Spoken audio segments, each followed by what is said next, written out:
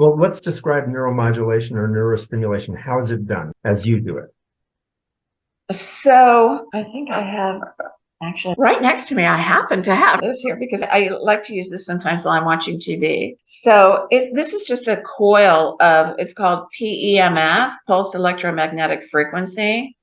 And this is, you can set it to various types of frequencies and you can layer the frequencies so that it'll pass through bone or blood or whatever, whatever it is you're wanting to do. And I don't have it with me right now, but there's like a hat if you wanted to put it on your head, and it's Velcro and you can just stick it on. Now, this is a little home unit, so it's not what we use professionally in the office. Right. You can stick it on the place that needs it and just kind of give it a field of energy.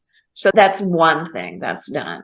And when you say the place that needs it, I'm assuming that's as diagnosed by you. Right. It's not going to be very successful if somebody just tries to do it at home on their own when they don't really know what they're doing. Yes, you can. Ideally, what we want is we want to be able to look at your brain to tell you specifically what you need and where to put.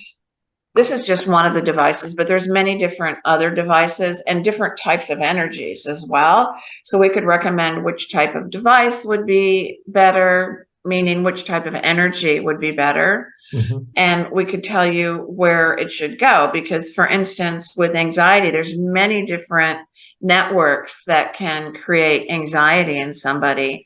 And if you just do it generically, like, oh, well, the generic idea about anxiety, for instance, is there's too many beta waves, there's too many fast waves, and so we just want to slow you down. Well, that's true for some people, but for other people, they actually may have anxiety because they have too many slower waves in the front of their brain.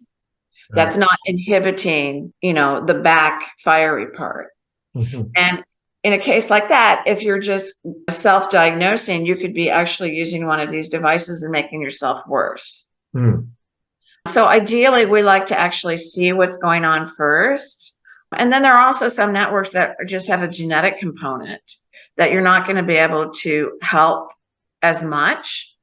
And we could know with that type of component that this kind of energy is not only not going to be as useful, but it actually could irritate the person. It could make them more irritable. So those are the caveats, but nothing bad is going to happen if you try a device and you get irritated. Then you'll know, okay, I'm not doing it right.